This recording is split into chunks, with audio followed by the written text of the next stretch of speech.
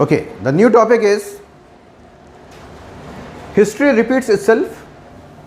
History repeats itself first as a tragedy and second as a farce. So history repeats itself first as a tragedy and second as a farce.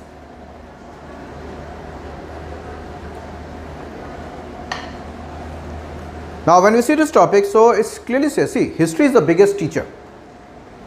Now history is to be read or taught very rationally, because history is filled with what various examples, both positives and negatives. So if we read history very rationally, that means when you learn both the positive side and negative side, as now a more aware and mature person of the past, yes, we should be carrying forward the positives from the history in the current society and also in the future. And whatever we have done wrongly in the past should be eradicated from the current phase of the society and also was safeguarding the future. But if you are not learning from history, if you are repeating the mistakes that we have done in the past, so we will be creating more and more tragedies for ourselves. Yes. So history repeats itself if we are not learning from it, especially the wrongs that we have done in the past. If we keep on repeating the wrongs, it keeps on creating tragedy for the current generation. And second is a farce. Now when we fail to learn from history, then we blame history. Oh, history is false, it was a wrong narrative, okay, we are going to rewrite the history. We start condemning the history altogether, yes, and hence history appears farce, yes, losing its utility. If you are not learning from history, we tend to repeat the mistakes, create tragedies again and again. And if we fail to learn, finally we start treating history as a farce, yes, because we start questioning the history itself, yes. So history is the biggest teacher, learning from past mistake to safeguard a future, yes. So this topic is talking about how to create history as the biggest teacher for the entire society, okay, and how to ultimately safeguard our current and as well as the future.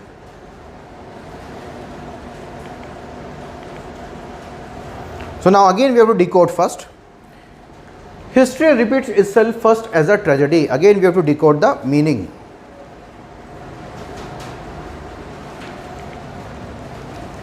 So history is a permanent teacher provided we listen to its message, yes. So history is a permanent teacher provided we are listening properly to its message or not. Because past is always a permanent dimension of human consciousness. That past will become the permanent dimension of human consciousness only if we are a rational reader of history and learn from it. So history is a permanent teacher provided we learn to its message. So history is replete with lessons, means filled with lessons for humanity's progress and development. Because past is always a permanent dimension of human consciousness and values, yes. So there are various lessons for us to learn, to apply and even to eradicate from the current context, yes, not by questioning the past. Because past is always a permanent dimension of human consciousness and values. So history has both negative and positive examples and experiences which keep on beckoning regularly, which keep on giving indications to the current generation regularly.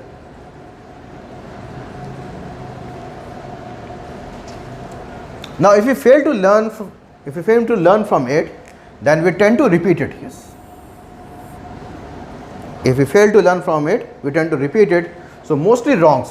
So we tend to repeat mostly wrongs to create more tragedies.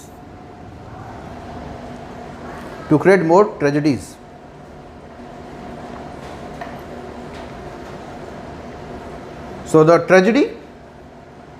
So what we are seeing, repeated wars. We are not learning from the wars. Various countries not learned from the past wars. So for example, US in Vietnam, again USSR in Afghanistan, again US in Afghanistan, yes, again US in Afghanistan, Iraq, Syria, now Russia and Ukraine, yes. So we are not learning from the destructions of wars, yes. Hence we are repeating the tragedies. Now the rise of authoritarianism and totalitarianism. in many countries of the world. Yes. So we are not learning from the past of Hitler, the past of Idi Amin, the past of Pol Pot, yes, Mussolini. We are not learning from the past. So we tend to repeat it. We tend to repeat the same tragedies.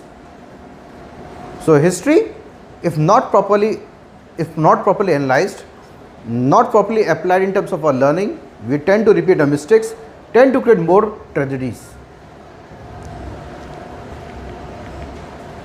Second is a farce. Yes, second is a farce. When we fail to learn from the history, when we fail to learn, then history is ridiculed,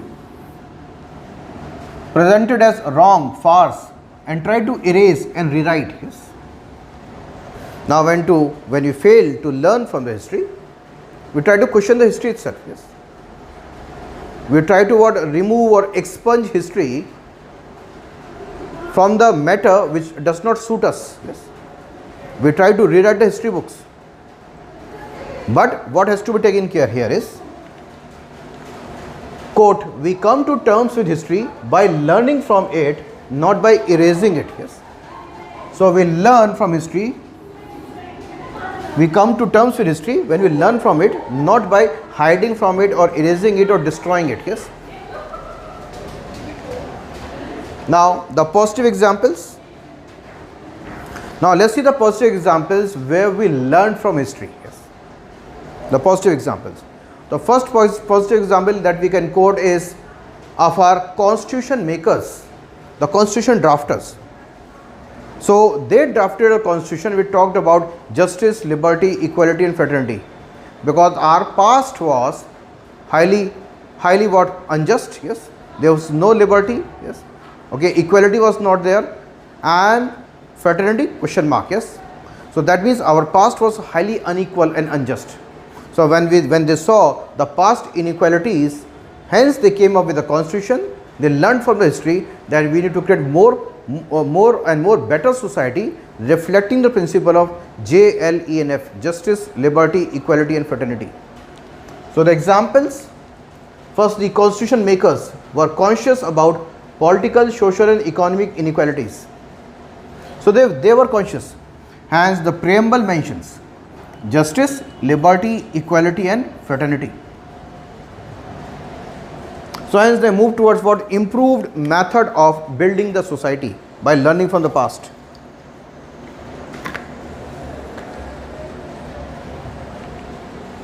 Now from slavery, the world has moved to UDHR, Universal Declaration of Human Rights, again learning from the past. From the slavery, which was very common both in ancient times, the medieval times, colonial times. Yes, we learned. Yes, we learned. Finally, 1948 Declaration of Human Rights, UDHR. Now unsustainable practices too. Now unsustainable methods of production. Now the world is moving towards SDGs. Again we are learning from the past mistakes, that we have already ruined various things on this planet Earth. We need to conserve, we need to rebuild, we need to protect. Yes. Now from battleground of Europe. Yes, we know the European history was the bloody history. The past, they were fighting. Yes, even in the colonial period they were fighting for more and more colonies. World wars, they fought. Yes, so Europe was almost a battleground. So from battleground of Europe to European Union. Yes, peaceful existence, coexistence. Yes.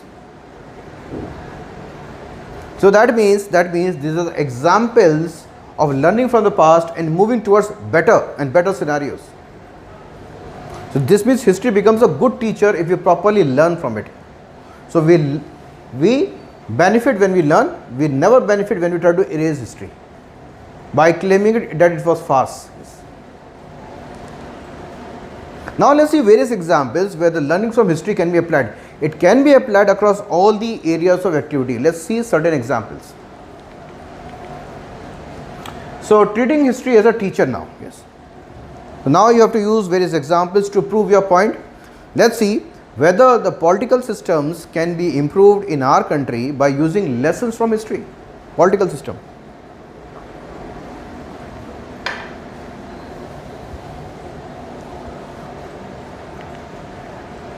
So many of today's problems can be solved by taking lessons from history. Many of today's problems can be solved by taking lessons from history. Examples, let's take example one by one. For example, decline of ethics in politics. Yes, what we are seeing today is decline of ethics in politics. Let's see what history teaches us.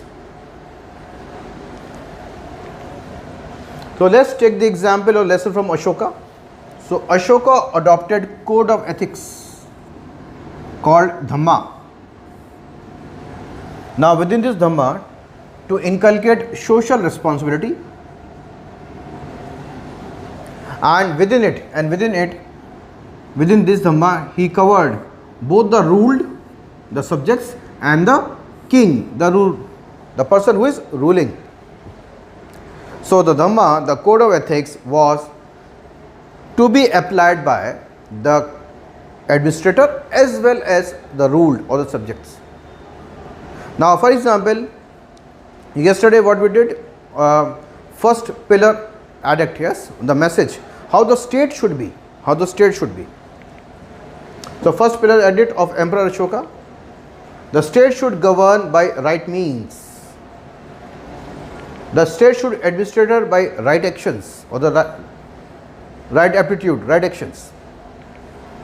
The state should please the subjects, yes, make them happy by giving them respect, by giving them means of livelihoods, yes, inclusion, and the state should protect the citizens, yes, not intimidate them, yes. So that means it was showing about what an ethical and people friendly, yes, the governance system it is talking about. So that means we can learn from history to infuse ethics now in today's politics when there is huge criminalization of politics. So even we have done a thing that the Supreme Court was trying to direct the government to bring a law in the parliament, to bring reforms in the political party system, to cleanse the political system. So that's why we require, yes. So Supreme Court in 2018 advised to bring a bill to regulate political parties to reduce criminalization of politics. So that means applying the lesson from the history to cleanse the political landscape. Hence we have to act, and we have to act in such a manner. What the Supreme Court was talking about, bringing a bill to regulate the political parties to infuse ethics in governance. Now let's see the another area of activity. Now economic injustice, inequalities, concentration of wealth can be dealt with by learning from history. Economic injustice, inequalities, concentration of wealth. Now here comes the role of the concept which emerged during national movement. So lesson was Mahatma Gandhi emphasized on the concept of trusteeship, that the big corporates are the trustee, and which gave emphasis on what corporate social responsibility. That means we need to create a system in which the big companies, big powerful conglomerates, big corporations are not leading towards more concentration of wealth and inequalities. They should not be dominating the people. They should not be controlling the people and the market. Yes, they should be more socially responsible. Yes. Hence, what is required? CSR based on what? Triple bottom line approach of 3 P's, that is people, safeguarding the people, safeguarding the planet, safeguarding the profits. Again, all this we have done in the class. And hence promote inclusive growth, dignified livelihoods, and ensure economic justice. So in the recent past, that is in the national movement, there came a concept of trusteeship which became popular in the form of corporate social responsibility, even adopted by UNIDO, United Nations Industrial Development Organization, which emphasized on what? Triple bottom line approach. This has to be applied, yes, for what? Creating what? Dignified livelihoods, not leading to concentration of wealth, more economic opportunities and more income flow to the people, and better economic justice. Now let's talk about on the social front. Yes, social inequality, orthodoxy, lack of liberty, and attack on secularism. Yes. So all these can be dealt with again by taking lessons from history. Now, who attacked orthodoxy? Now, when you talk about who promoted more what inclusion, more liberalism. Yes. Now, it again boils down to what? Both the state actors and the non-state actors. Let us see the example of state actors who contributed in what creating a more inclusive society. Again, the first name that always comes in picture is Ashoka's inclusive approach. Even Akbar promoted syncretism on the basis of Deen-e-Ilahi, inclusive approach. Even when you read what history, you come across Rashtrakutas had good relationship with Arabs and even appointed them as governors. There are more examples. You read history, there can n number of examples of what inclusion. Even as recent as Awadh. Yes, Awadh. So we always talk about the syncretic culture of Awadh. Ganga, Jamuna, Tajib. Yes. Now these were promoted by the state or the kings. Yes. The state or the kings. That means always a role of the state to promote more inclusive society. So this is a lesson from history. And there also the role of what the people like us, the non-state actors. They can be what religious preachers also, they can be what NGOs also, they can be community also, they can be influencers also, by again creating a society which is more inclusive. So for example, Buddha attacked orthodoxy. Buddha was a preacher. Yes. Bhakti reformers were again preachers, highlighted common ills in the society. Sufi preachers again promoted syncretism. Yes. Now social reformers in India fought rigidity and discrimination. The social reformers of 19th century. You know all these reformers, yes. From the Ramon Roy, Vidyasagar, Jyotiba Phule, yes, Savitriben Phule. You talk about n number of reformers. Yes. So all these are what non-state actors trying to do their duties, try to play a responsible role in the society to create a better society. And when you talk about national movement, so national movement was an umbrella, yes, which was bringing inclusion for the participation of all the sections of the society, giving them visibility, recognition, respect. So national movement, all inclusive participation, irrespective of religion, caste, class, gender, region, for a common cause. For a common cause. So again we have various lessons in the history where the state itself promoted what better gelling of the communities and society, where various non-state actors have played their role in improving the society, where the mass movements again what brought the people together, so that everyone's contribution should be recognized and visible to all. Now the same learnings can also be applied in today's context. Yes. Now when we talk about a thing called fraternity in the society, when we talk about fraternity as mentioned in the preamble of the constitution, yes, we can only promote fraternity by learning from history. Yes. Learning from history, and here both state and non-state can contribute together to create a better society.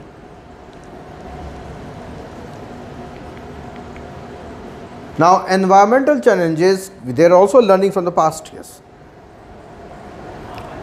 Now when you talk about early Rig Vedic period, there was a nature worship of what air, water. Yes. Now why this nature worship or the trees? Yes. Why the nature worship was there? And nature worship was done by the people, so as to encourage people that they should be respecting the nature, not converting them into what ritualistic maybe activities. Yes. Because now by converting them to ritualistic activity, now the same community creates more pollution. Yes. Friends, reviving the original purpose of what nature worship. So now lesson, role of community in conservation. So there are various lessons of role of community in conservation in history.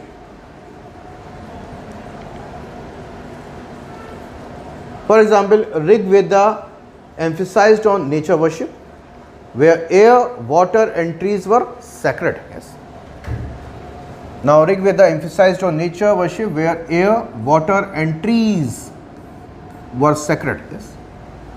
So air symbolized that we should not pollute the air, we should not pollute the water, and we should not be uprooting the trees.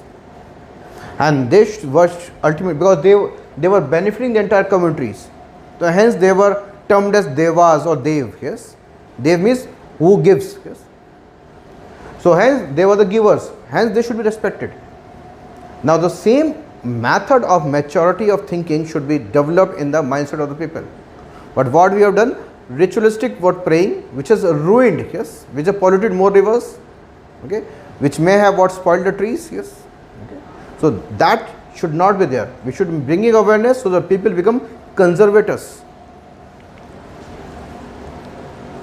Hence the focus was on involving the community in conservation of nature. Hence the focus was on what? Involving people in conservation of nature.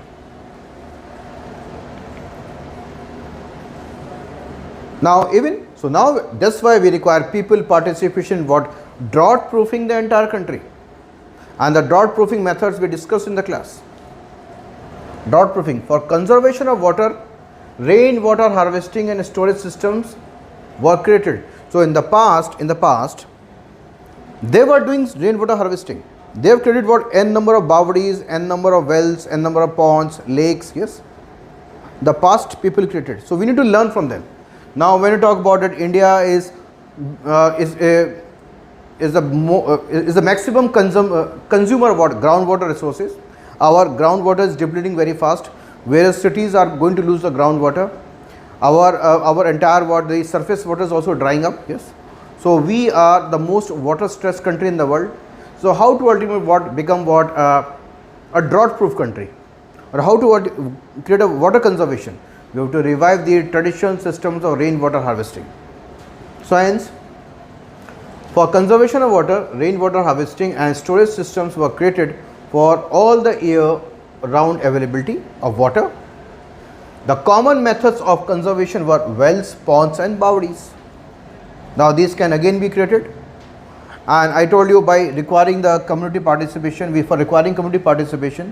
the best thing to mobilize the community is MG and REGA.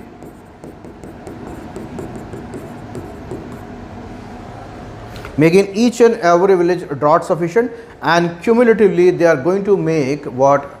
The entire country drought proof. Yes. So even community's role in conserving the forest was highlighted in the Chipko movement. Yes. So Chipko movement in Uttarakhand highlighted the importance of community in conserving the forest. The same thing, the learning from the past are required to be promoted or propagated. Yes.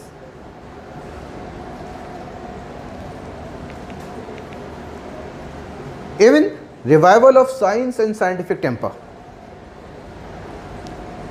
Revival of science and scientific temper. So we are a country of what? Various experts in the past, yes, who gave various things to the world, yes, various innovative things to the world. So India is the land of Aryabhatta, Charaka, Jaisingh, Ramanuj, C.V. Raman, yes. So we have various scientific minds in the ancient part, yes, even come to the modern part of the country, yes. We have got various scientific minds. Even when you talk about Hindu school of philosophies, now there are certain schools of philosophies with the schools of logic, yes.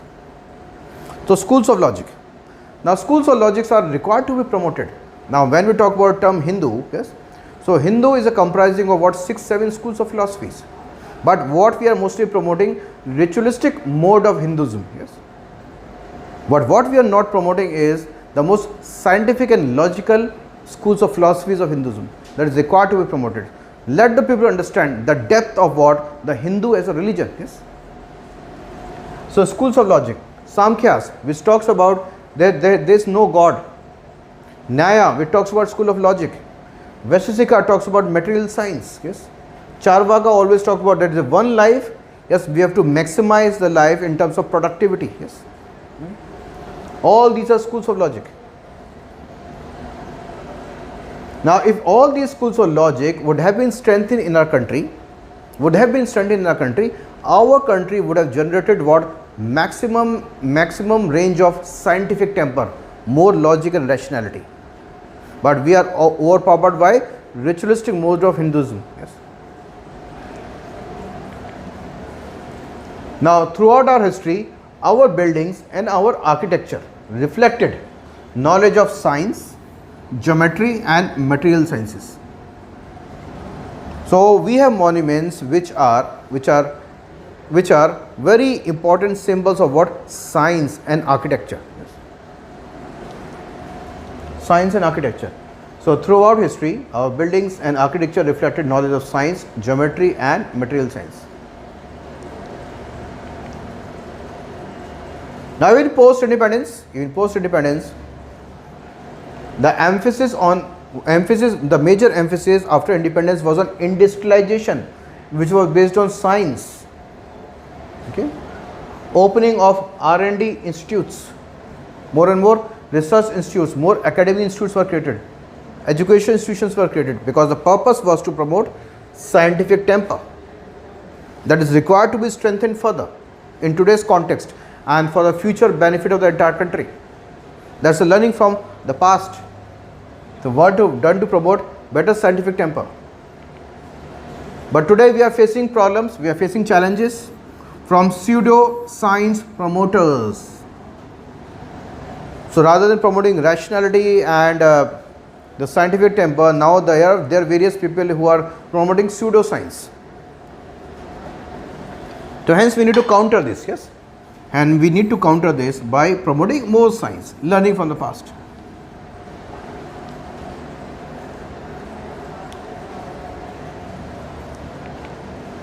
Now even let's see international relations, yes, history and international relations, learning.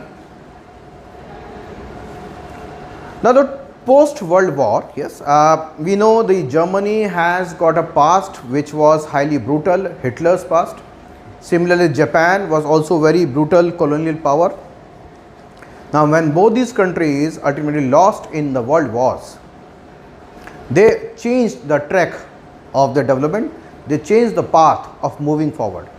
From the brutal past, they completely moved towards what? Peace and existence, yes, peaceful existence. So they learned from the past that war is not the right way forward, yes. Coexistence, better peace and stability, right way of development, positive development is the best way forward. So they learned from their past mistakes. So international lessons can be, Japan and Germany learned lessons from their imperialist and violent pasts. So the Japan and Germany, they learned from their own mistakes.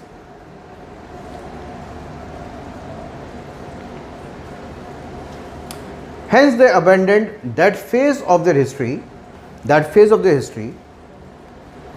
and focused on new methods of development, and they later emerged as global economic powers. Yes. And they later emerged as one of the most prosperous nations on this earth and global economic powers, because they completely abandoned the wrong things of the past. Hence they learned from history. Yes. Hence they learned from history.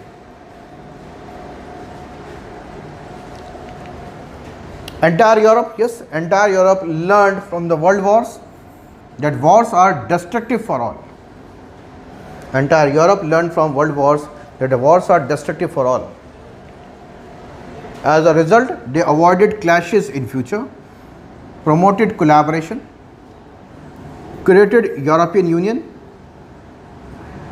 Schengen area, and hence bringing peace in the entire continent. Yes, in the entire continent, the European Union. So after the 1945, the first breach of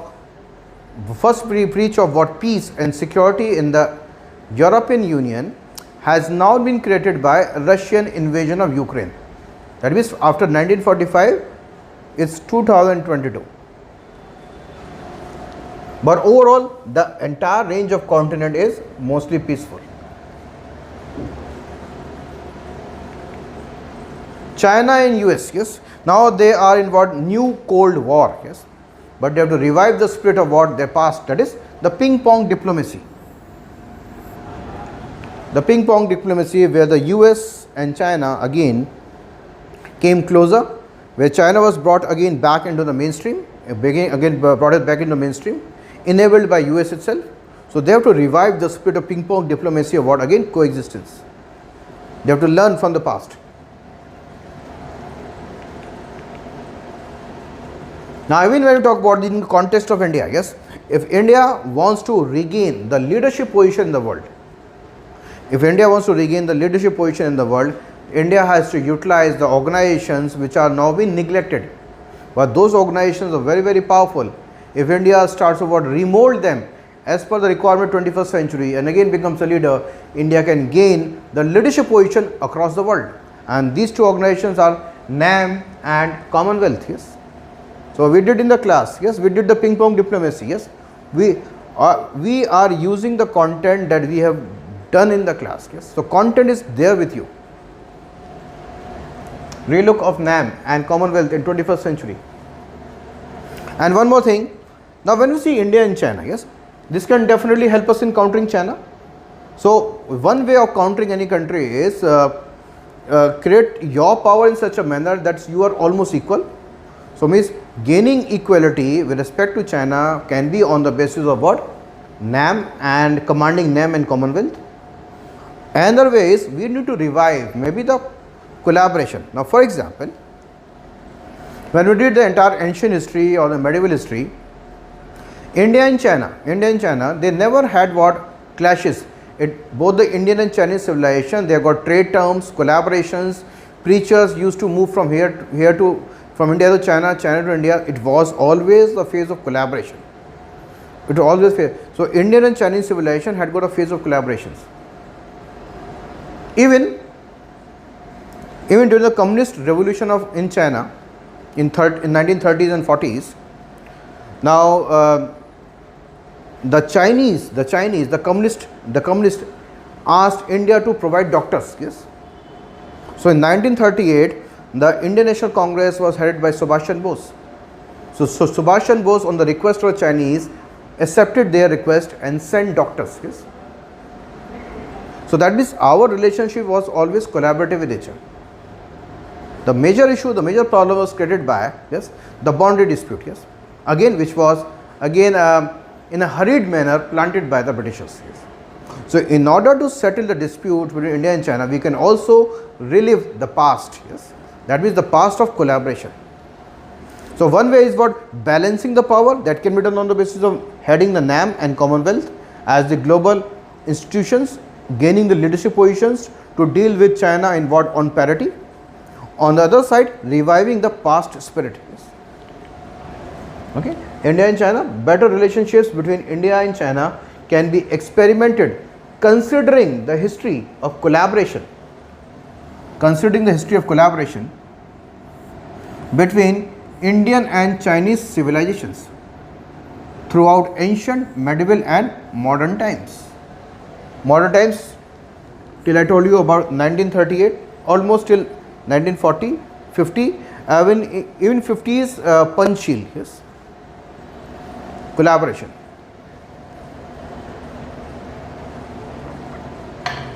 So various learnings from the past. And now, hence we need to strengthen and reform the global institutions to prevent new Cold War. Yes? To prevent new Cold War, learning from the past, we should be avoiding the start of a new Cold War.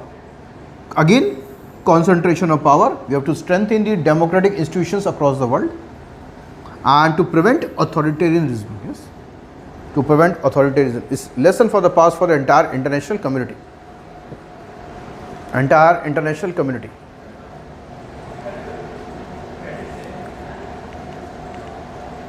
So what we are seeing? So what is the solution? Yes, so what is solution? How we can learn from the past? Yes, we have seen if we learn from the history, it can be applied in all the areas of today's activities for safeguarding the future, for making the society and the world better, and we can prevent n number of tragedies by learning from the past. Yes, and simultaneously eradicating the wrong things from our current way of doing things and also making the society better. So what is the solution? On the basis of the above, it is amply clear that history is always relevant in understanding and shaping the current and the future requirements. On the basis of the above, it is amply clear that history is always relevant in understanding. History is always relevant in understanding and shaping the current and future requirements. In shaping the current and future requirements.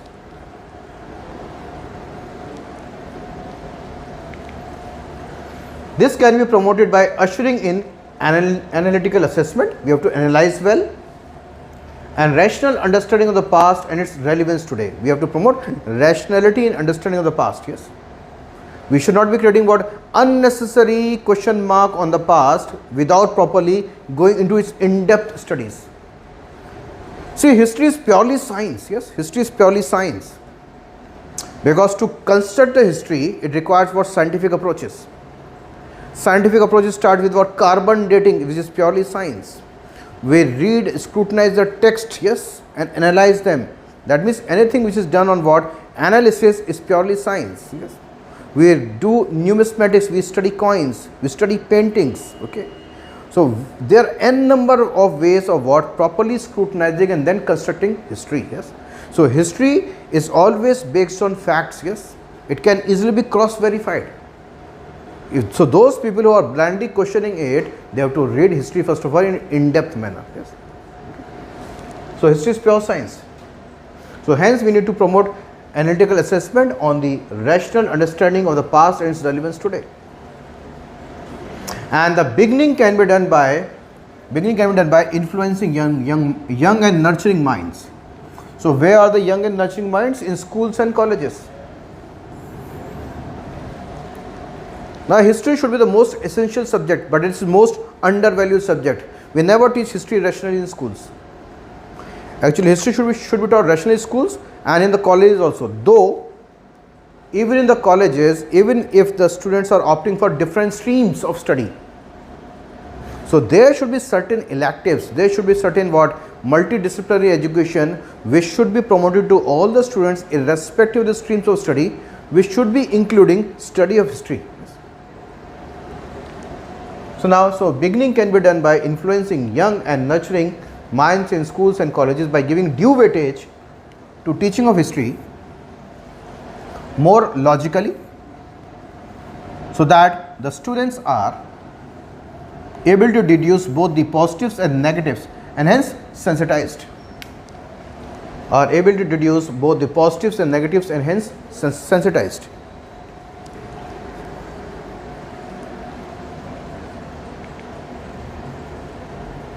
And what we should be avoiding? We should avoid tampering with history books. We should avoid tampering with history books for political motives, so that it does not become a farce. Yes, so that history does not ending up in becoming a farce, a useless thing. It is the most useful thing. It should not be converted into a farce or a useless thing.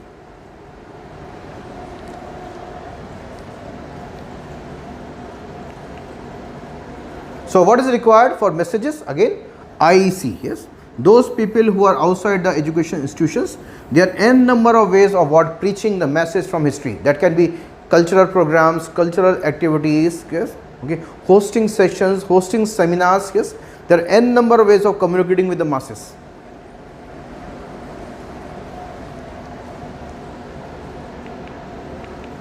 So the conclusion for this can be, in a nutshell, the day history is taken seriously, taught proactively, and delivered in the manner of connecting with the past, connecting the past with the present and the future in the education institution, then it can usher in thinking revolution. It can further promote more rational, democratic, egalitarian and all-inclusive mindsets, thus preventing human-made miseries and tragedies and also making our future safe. Yes, that means this can now be the reality if we properly become good reader of history. So now though the topic was history, but we connected with all the things that we have done in the class. We connected the history with polity, we connected history with what economy, the society, the environment, yes, international relations. Okay. So that means the only thing that you need to learn is properly apply your content. Yes.